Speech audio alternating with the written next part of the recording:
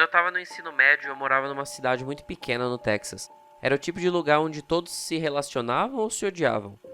Eu tinha uma namorada bonita, loira, e era muito odiado por causa disso. Nada grave, apenas aquele assédio mesquinho, briga ocasional, mas estava ficando pior.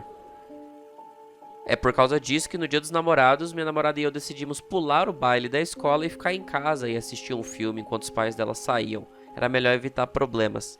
Pegamos emprestado o carro do pai dela, que era um pequeno Honda, e fomos para a cidade. Paramos na locadora de filmes, fomos à loja ao lado tomar um sorvete e depois estávamos voltando para casa. Ela vivia no meio de uma floresta, com uma longa estrada solitária sem iluminação pública. Estávamos conversando, comendo nosso sorvete, quando de repente um carro aparece atrás de nós. Nada demais. Só que quando os faróis desse carro iluminaram o interior do nosso carro, eu vi duas mãos no banco de trás e uma cabeça saindo da parte traseira do carro. Assim que as luzes acenderam a parte de trás do carro, a cabeça e as mãos recuaram para baixo. Um calafrio sólido percorreu todo o comprimento do meu corpo. Lentamente me abaixei e tirei o meu canivete, que era a única coisa que eu tinha. A minha namorada viu o que eu estava fazendo e perguntou o que havia de errado. Em voz alta eu disse: nada não, eu só tenho que parar na casa de um amigo meu bem rapidinho. Ela sabia que era besteira, porque eu não tinha amigos ali por perto. Eu parei na próxima casa que apareceu, pulei do carro gritando para ela fazer a mesma coisa. Ela pulou em total confusão e eu me joguei no banco de trás para assustar quem quer que estivesse lá. O invasor apareceu com as mãos acenando. Ei! O que vocês vão fazer hoje à noite? A pessoa no banco de trás do carro era um garoto estranho da nossa escola que nunca tinha falado com a gente na nossa vida. Nunca. Eu disse: o que diabo você está fazendo no nosso carro?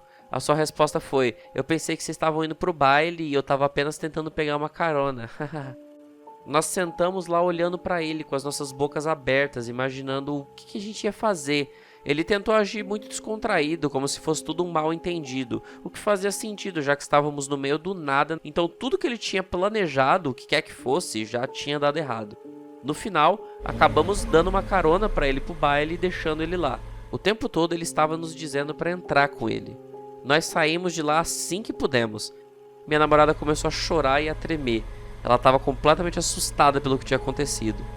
Eu não tenho ideia do que ele estava tentando fazer quando as luzes pegaram ele rastejando para fora do banco de trás naquela hora. Cara, eu realmente odiava aquela escola.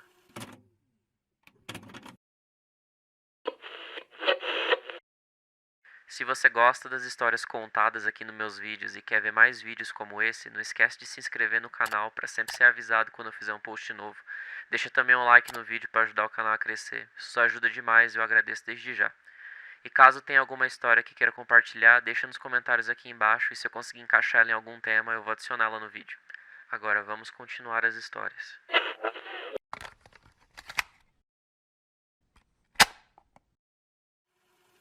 Isso aconteceu quando eu estava no ensino médio, há muito tempo. Minha mãe recentemente se aposentou da polícia e, enquanto limpava seu escritório, encontrou papelada sobre esse caso. Me lembro de ter ficado chateada e assustada quando essa história aconteceu, mas lendo os detalhes agora, como um adulto, parece ter sido ainda pior do que eu lembrava. Eu tinha 17 anos, trabalhava numa loja de flores e presentes. À noite, um homem entra. Baixo, obeso, careca, 40 anos, feição assustadora. Ele me conta sobre como ele precisa de um presente de desculpas para sua namorada. Então, ofereço um buquê, obviamente, porque é uma floricultura. Ele diz que ele não gosta de flores, porque elas morrem. Essa foi a primeira coisa estranha no homem, porque ele entrou em uma loja de flores e ele não queria comprar flores. Então, ele entra em detalhes sobre como ele bateu nela e me pergunta se eu acho que ele estava certo em fazer isso.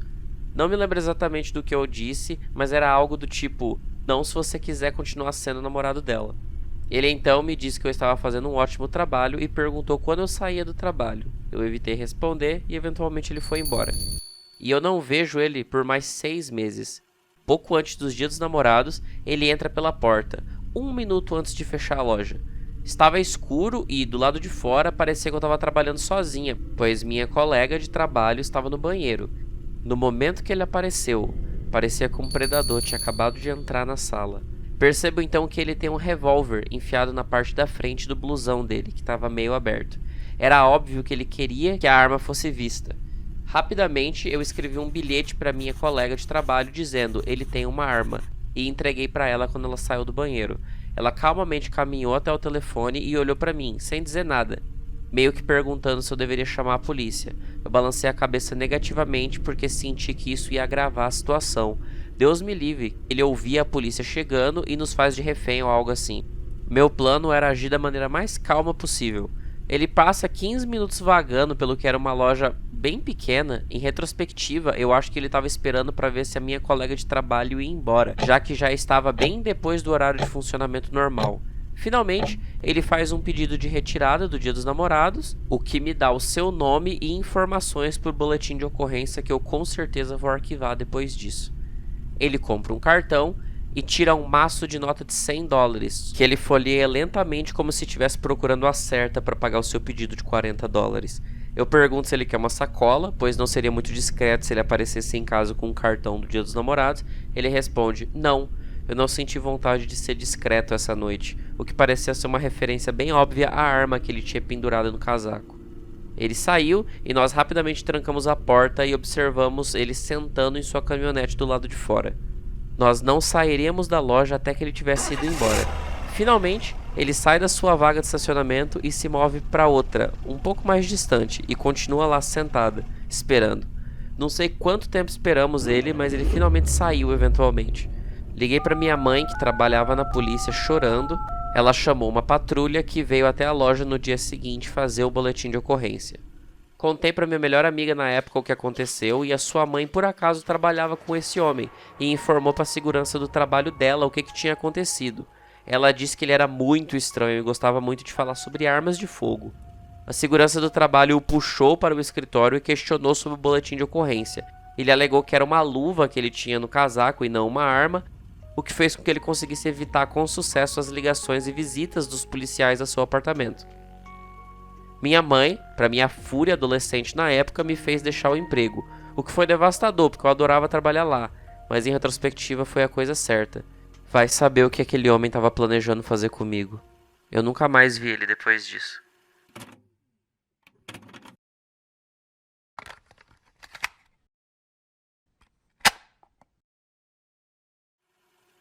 Sou uma mulher de 20 anos que mora na costa oeste e eu moro aqui há uns 8 meses.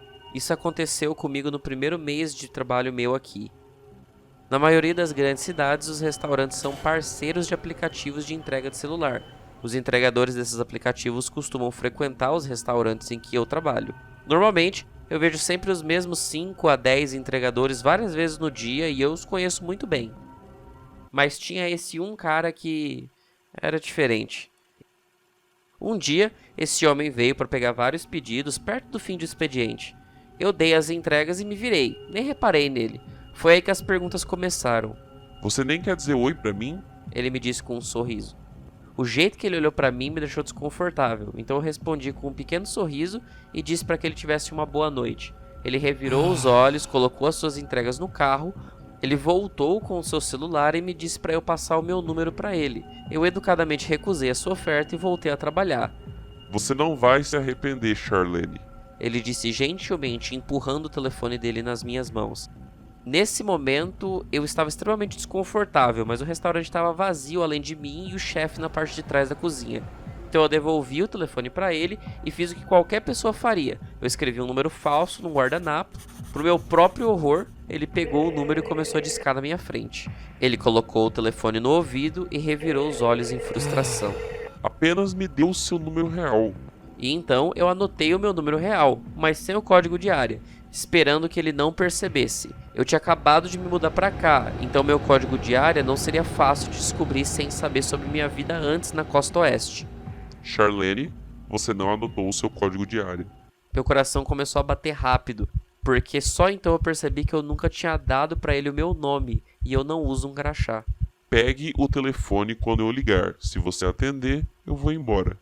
Ele estava falando sério, ele não ia embora até que eu provasse pra ele que esse era o meu número. Ele me ligou, meu telefone vibrou no meu bolso e eu sabia que eu tinha tomado a pior decisão da minha vida. Eu mostrei pra ele o telefone, ele sorriu e foi embora. Eu adorava meu trabalho, mas a pior parte era a distância. Eu sempre pegava o ônibus pra casa e tinha que fazer várias paradas pra chegar lá. E normalmente era uma viagem de 1 hora. Isso não era um problema durante o dia, mas quando eu saía do trabalho por volta das 11 da noite, era um pouco arriscado. Alguns dias depois, mais ou menos na metade do meu trajeto, eu recebo uma ligação no meu telefone que eu não reconheci o número. Eu respondi por curiosidade e em parte porque eu pensei que era alguém do trabalho pedindo para eu cobrir um turno no próximo dia. Mas era aquele cara nojento. Ele disse: Ah, querida, você não precisava pegar o ônibus para casa. Eu teria te levado para casa. Alguém tão bonita como você não tem que fazer isso. O que você vai fazer hoje à noite? Meus amigos estão comigo. A gente podia ir na sua casa, né? Eu desliguei rapidamente o telefone. Quando o ônibus chegou ao ponto, cerca de um quarteirão da minha casa, eu tive a sorte de ver o meu vizinho, que estava ali por perto do ponto de ônibus, e eu fui capaz de caminhar com ele de volta para o nosso prédio.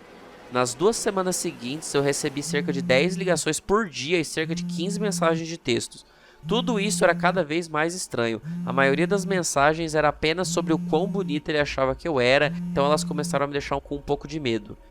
Ele parou por cerca de um mês. A essa altura, eu também havia conseguido um emprego matinal e começava a trabalhar agora por volta das 5:30 da manhã, enquanto ainda estava extremamente escuro.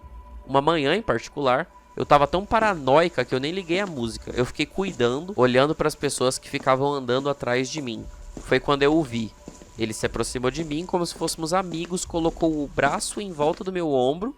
Cada alarme dentro da minha cabeça estava falando para eu correr. Ele me disse: Eu tava esperando por você. Me deixe te levar pro trabalho. Você não vai se arrepender. E só o que eu conseguia pensar é como que ele sabia que eu tinha conseguido outro trabalho também. Eu recusei, dizendo a ele que eu precisava fazer um trabalho da faculdade e entrei no café mais próximo. Eu informei os donos sobre o que estava acontecendo e eles me permitiram que eu ficasse dentro do café até que ele finalmente deixasse a área. Cerca de um mês atrás comecei a receber comentários estranhos nas minhas redes sociais. Uau, que linda! Há tantas coisas que eu faria com você, para de me ignorar, estou tentando te tratar bem, e outros comentários dessa natureza. Eu o bloqueei e estava tentando ignorar ele. Parei de pegar o ônibus e me certifiquei de que todos os meus amigos e familiares estivessem cientes dessa situação caso alguma coisa acontecesse comigo. E então, finalmente, no dia dos namorados, ele apareceu de novo. Às 3 da manhã do lado de fora da minha janela. Eu moro em uma rua movimentada e meu quarto tem janelas grandes. Eu sabia que ele não seria capaz de me ver. A cada 5 minutos ele gritava o meu nome e dizia que sabia que eu estava lá. Ele me disse para descer e falar com ele. E logo antes de sair, ele me disse mais uma coisa que eu quase não consegui ouvir, mas sabia muito bem o que era. Ele disse: Vem cá. Você não vai se arrepender.